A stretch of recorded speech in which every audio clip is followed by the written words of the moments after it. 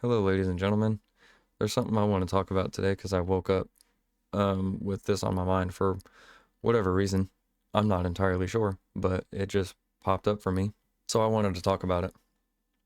Um, so I have seen a whole lot of posts about men are abusive, and I've seen some videos where women are abusive, like men are getting their ass whooped. Domestic violence is a problem, right? We I feel like we should all collectively agree on that's not okay, right? That being said, I don't feel like it's talked about enough that men get abused too. There are some videos, and some of them even being quite viral, I would say, where men are on camera and they are all bloody and bruised up after just having their ass whooped. And there are some comments on those videos that are not very nice ones. Oh, you must have done something. Oh, you're a man, you can take it. You know, bullshit, right? Now, here's the thing. I have been in a relationship like that where I have gotten my ass whooped and I have been abused in just about every way that we currently know about being abused, right? That it's a fucking wild thing that people seem to think that because men are generally stronger than women that we can't be abused because men are men. No. So here's the thing about that, right? Control and and narcissism and manipulation and even physical abuse is not exclusive to men. Okay? I want to talk about the word narcissism, but we're going to get into that in a little bit later. Women also have the power to abuse. There was a video that I saw the other day where a woman was taking full accountability of the fact that she used to be an abusive person. And she now acknowledges that it's not okay to do that. She thought that by hitting her man on any sort of disrespect, that they wouldn't do it again, right? It was a way of getting power over her man. And now she has taken full accountability publicly even and said, "Hey, this isn't okay, and this is why I used to do this, and now I know that this is not how you do this. This is actually how you're supposed to go about a relationship." um and I think that's really admirable that you can learn and grow that way. I don't remember your name, but if you ever see this, thank you for that video. um so there those comments on videos where men just got their ass whooped, they're all bloody and bruised. I've had similar comments in real life by people in front of me facing me, um whenever I've talked about I've gotten my ass whooped by a woman. Okay. um you must have done something, or you must have deserved it, or whatever along those lines. It was something like that, right? I've heard those comments. No, no. Because the way that that works is someone will find someone like that, someone very abusive and even manipulative, will find something to use against you to get power over you. Whether that is going to be something you said, something that you did that could be a small slight that now is a big ass blow up, something, right? And the abuse may not always be physical. it might strictly be a mental game. And I would say that that is just as bad as physical violence, if not worse. Because the brain is the most powerful thing in the human body, okay? And if someone knows how to make that work against you, that causes a whole lot of problems. And I can tell you from experience, those problems are really fucking hard to solve. It takes a lot of time, takes a lot of work. It takes a lot, okay? Having been in that situation for even just a year is a short time, but that year felt like eternity. Because it was every fucking day. Every day there was an argument about something. Every day there was a punch thrown, or I got stabbed with a pen, or fucking I got shit thrown at me, you know, like whatever it was. There was something happening to me every fucking day. The only time that something wasn't happening to me,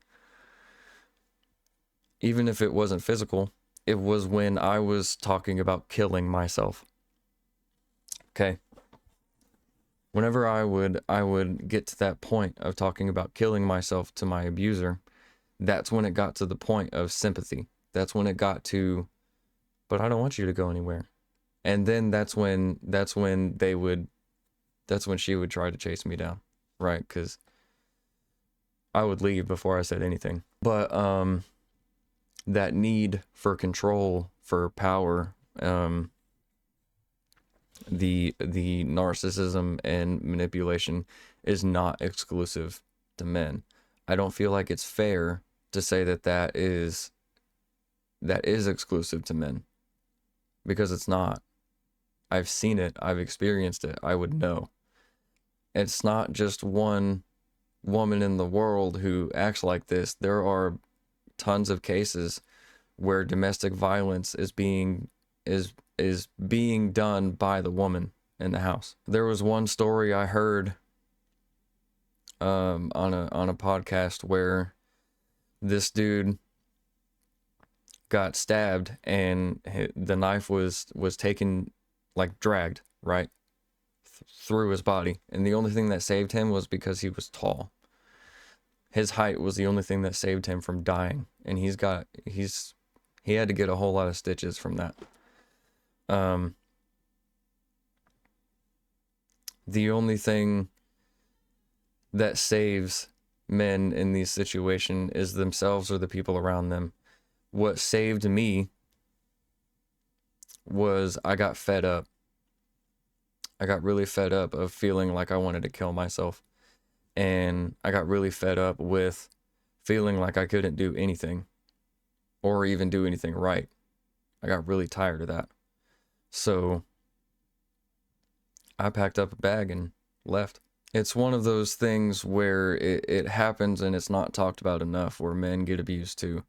And when men are abused, generally it's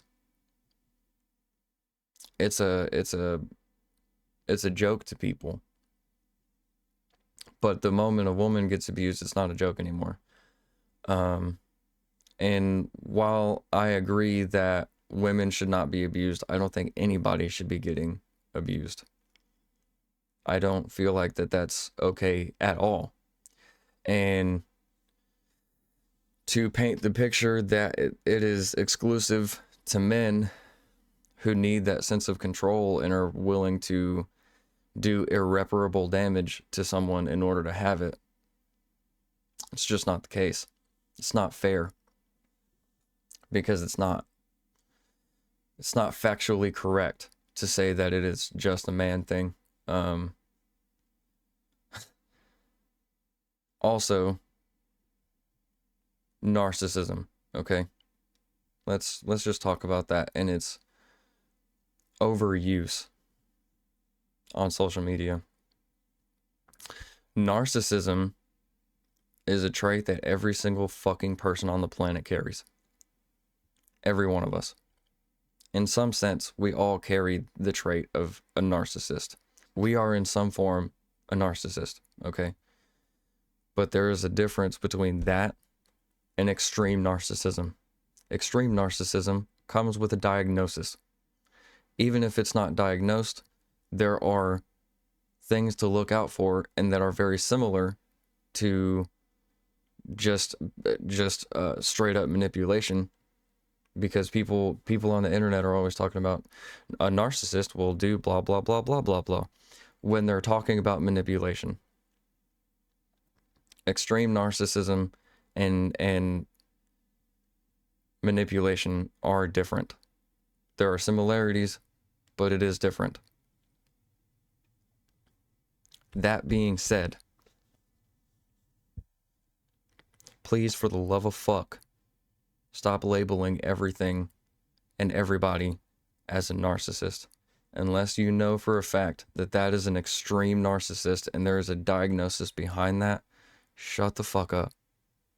For the love of God, stop it. It's driving me insane, okay? Back to the topic at hand. When I was in this relationship where I was getting abused, I was in survival mode for a very long time. Very long time. I had already been dealing with that. I was already in a point where I was in survival mode because I didn't know what tomorrow looked like, let alone what today was going to bring. Okay?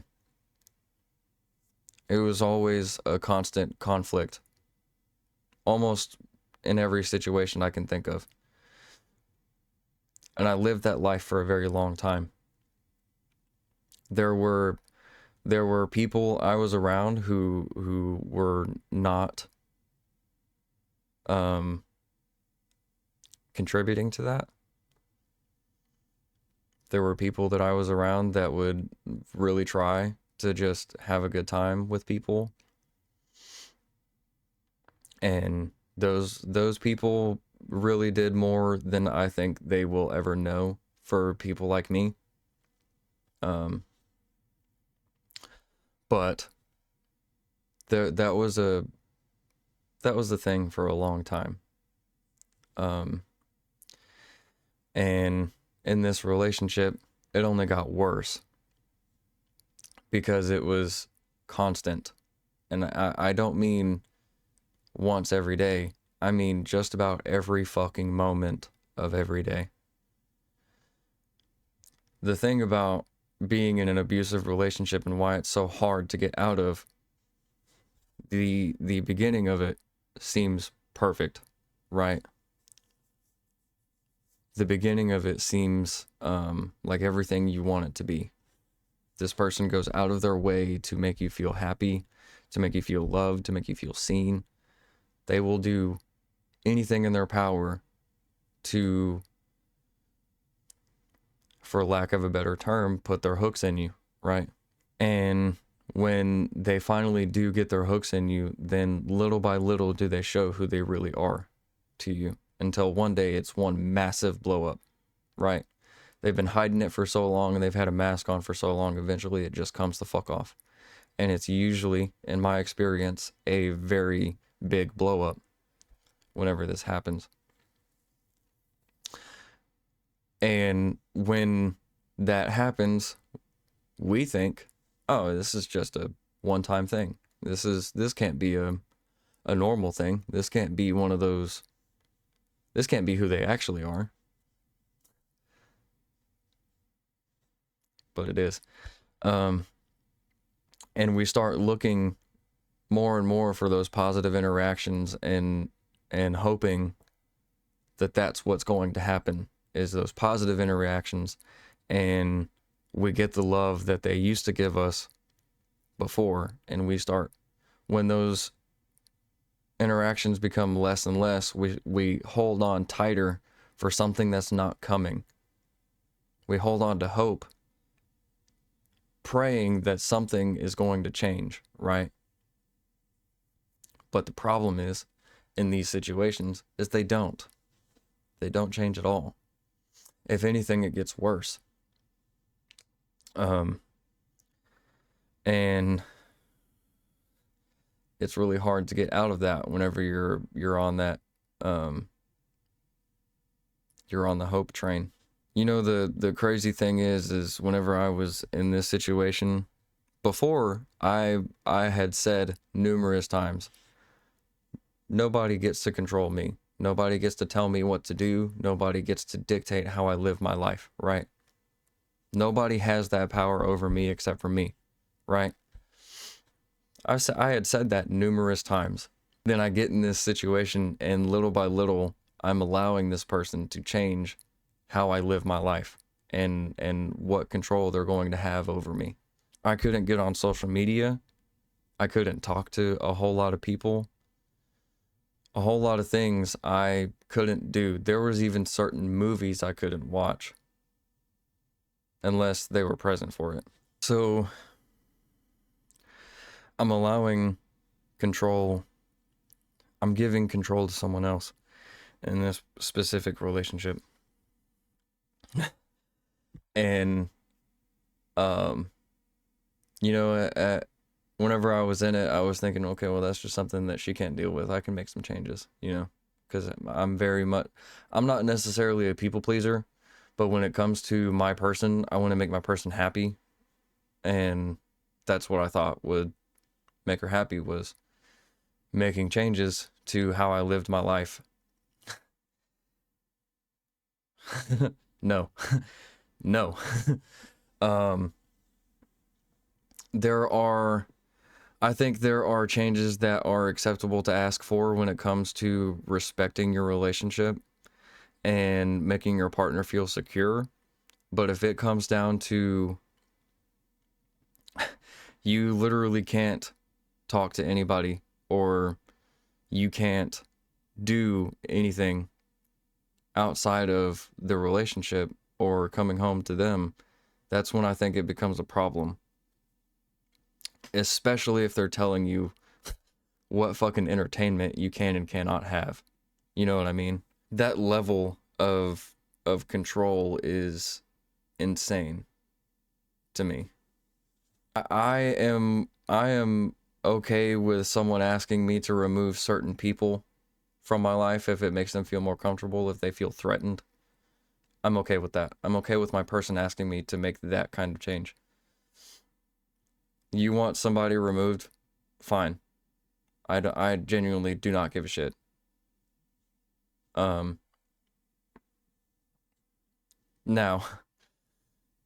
if it is a matter of I can't talk to anybody, I can't be on social media, I can't do anything, that's a problem. Specific people, all right, I understand. You tell me what it is that you have an issue with and why this person bothers you.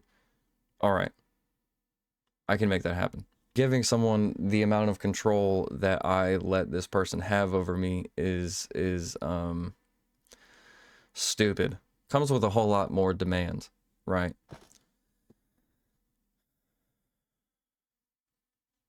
I had to have a tracking app on my phone, and it was not for safety. It was to watch me. Okay. Um, if it's a matter of you want me to have a tracking app on my phone so you know where I'm at, so you know I'm safe, or you know, in case of an emergency, you need to know where I'm at. Okay, cool. That's fine. The way that this was being used was not for that purpose at all. So for a long time after this relationship, I had a very begrudging attitude towards Life 360 specifically, because that's what I had. But to be honest with you, things like that are totally okay, depending on what the use is for. In case of emergency, you need to know where I'm at. Say I get in a car accident or, you know, whatever. Okay. We live in a crazy dangerous world, you know. There are all kinds of shit going wrong all around us all the time. And stuff like that, I would say that's acceptable. You know, especially if you live somewhere dangerous or Maybe there's a lot of emergency situations going on in that area. Whatever it may be, that I understand. So I don't hold that grudge against Life 360 anymore. Um, but that kind of thing, giving someone that kind of control and allowing them to do whatever it is that they want in terms of how they live, and you can't do anything similar. You can't do anything that you want to do. That is when it becomes abusive. That's whenever it becomes a problem, and that is what turns you into a shell of a person. And that's what I was for a very long time. Self-worth gone, confidence gone. I think I weighed maybe 155 pounds by the time I got out of that relationship. Maybe at most 165. Maybe. Um, Man, I'll tell you, it was insane to me how much damage was actually done, um, and recognizing how much damage was done by the time I got to the healing portion of this, and that took a long time. I didn't understand how bad it really was until I started doing real work to try to heal and to let go of things. So that relationship was over 6 years ago. Okay? 6. More than half a decade ago, that relationship was over. I've been out of it and free of that situation for a long time now. And here just recently, I am learning about confidence and self-worth again. I'm finding my worth, and I'm discovering who I am and who I want to be now. Before that, there was no sense of self or confidence or anything. There was nothing, right? I was just going through day by day on basically autopilot, and that shit sucks. There were a lot of moments in the last couple of years that have meant a lot to me, and I remember very well, because on autopilot, you days just kind of blur together, there have been a lot of moments in the last couple of years that have been monumental to me, and now because of those things and because of the people I now have around me, it has made me want to do better. It has made me want to be better and learn how to regulate and how to deal with emotions on my own. Sometimes I'm still working on that. There are still times where I'm like, I need a little bit of help. You know what I mean? And I think it's okay to ask for help sometimes. Because of those things, now I'm doing real work to discover me and I don't want to say getting back to, because that's not how that works. You don't get to go back to who you were. You might be the same person at your core, but you're not going to be the same all around. You know what I mean? It just doesn't work that way. You don't get to go back to who you were.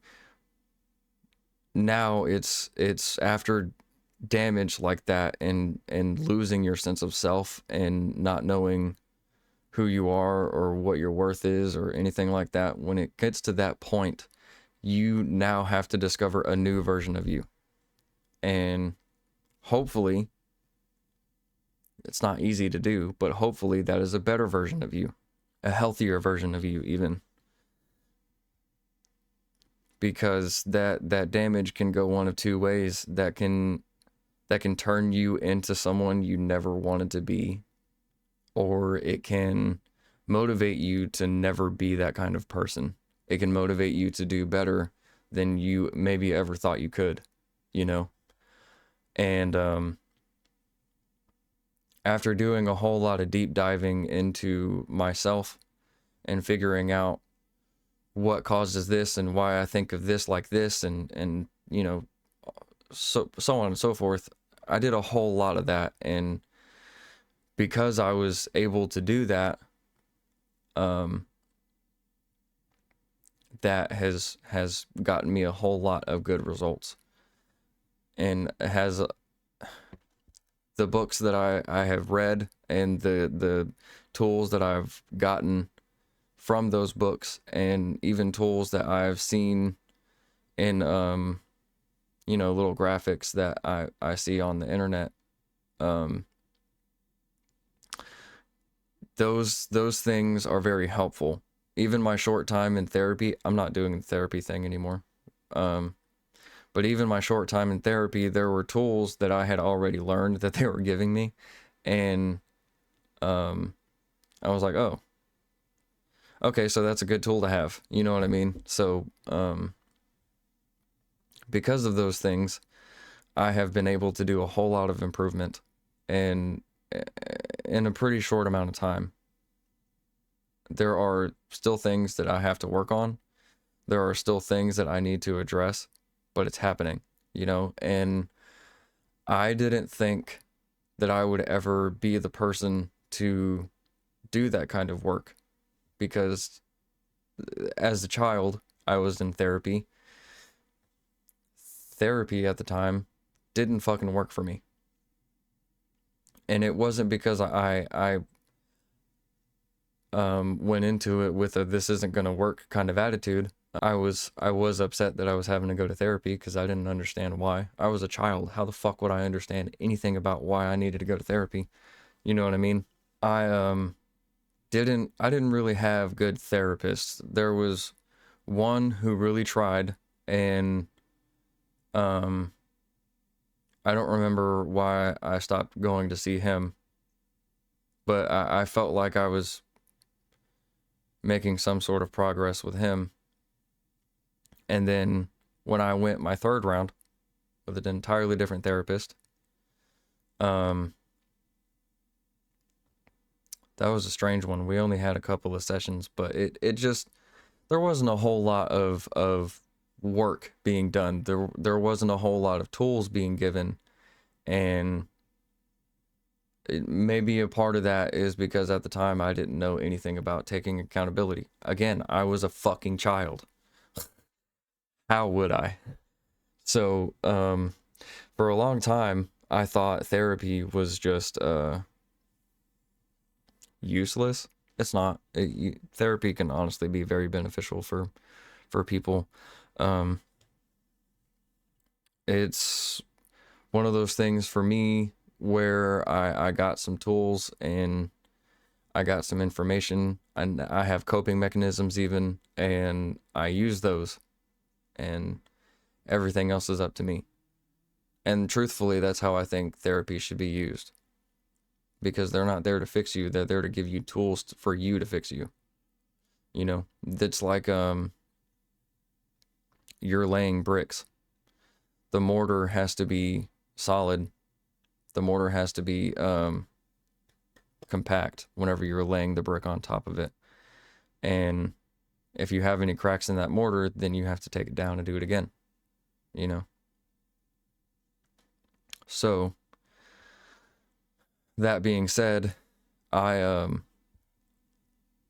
have taken down a whole lot of bricks to put them back up and to reset that mortar in the right way, so I can build myself up. That takes a lot of work, especially after being in survival mode for years and years, and then on top of that, having what felt like irreparable damage done to mental health, you know. And that kind of abuse will, especially constantly, will fucking turn you into an entirely different person.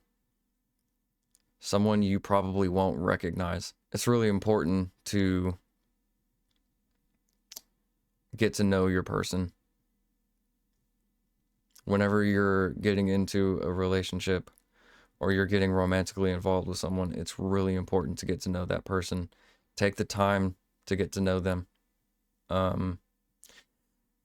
Sometimes that person is going to show you almost immediately the kind of person that they are. And if they are just authentically an asshole, it's not the one for you. But sometimes those people who want to get their hooks in and they want to have that sense of control and do whatever it is to manipulate you into believing whatever, that takes time, but they will show you. It's just a matter of when. What I will say about that is there are relationships that are worth working for and doing self-improvement for. There are relationships that you may come across someone who you fall deeply in love with, and that person will motivate you to do better for yourself. That person will motivate you to make improvements so you can be a healthier version of you, so you can make that relationship a healthy one. That is going to happen. And I think in those situations, your person should be patient and understanding while you do the same for them. Because it could be a from both sides thing where both of you need to do growing, or both of you need to be doing improvement in some way, you know? And even if it comes down to something simple, you know, I think if you are in agreement that you're only for each other, I think that it is very important to practice the patience and allow them the space to do that growing and that self-improvement while being there for them. That is a very key part. You have to be there for them, and you have to be communicating, and you have to be affectionate. That is how you're going to do the growing into the relationship. That's how it's going to turn into a healthy thing. Keep it in mind that men do get abused as well. I have personally experienced it. I have seen it. I have seen videos of it. It's a thing, okay? And it's not talked about enough, I don't feel like. And while I understand that it is not necessarily a fun topic, it's an important one. Because it can happen to anybody. Again, even if the man is not being physically abused, if it's abuse, it's abuse. If someone knows how to make your brain work against you, they will do that for that need for control. They will go to whatever lengths they need to in order to have that control over you. So, keep an eye out for stuff like that and learn to differentiate between control and requests. There are a whole lot of similarities in this is why it's a problem, okay? There are a whole lot of similarities between, it's a very thin line between abuse and requests. Requests are what is going to make your partner feel more secure, or what is going to help your relationship thrive, you know? Something that could be for safety, like physical safety, or a different request for a sense of security and whatever, you know. And then there's control. It's a very, very, very thin line, okay? Control can look like requests. and requests can look like control. It's important to be able to differentiate between the two. Because if you can differentiate between them, then you're going to know for sure what exactly is happening. And all that really takes is a conversation, a calm one, not like, what the fuck are you asking me to do this for? Hey, why do you feel like this needs to happen? It's a very thin line. And unfortunately, that is why it's hard to tell, because sometimes requests look like control and sometimes control looks like requests. So if you can learn the difference and you can have the conversation and your person is willing to have that communication with you, it's going to do a whole lot of good. And the good could be you find out that that person is an abusive person, or it could be your relationship thrives because of it, you know? That's something that I learned after this abusive relationship. You can make requests, and we're going to have a conversation about the request and why you feel like that request needs to happen, and we will go forward from there. I'm okay with that. I'm okay with making changes in order to make my person feel secure, or, you know, whatever it may be, to make them feel safe. I'm okay with that.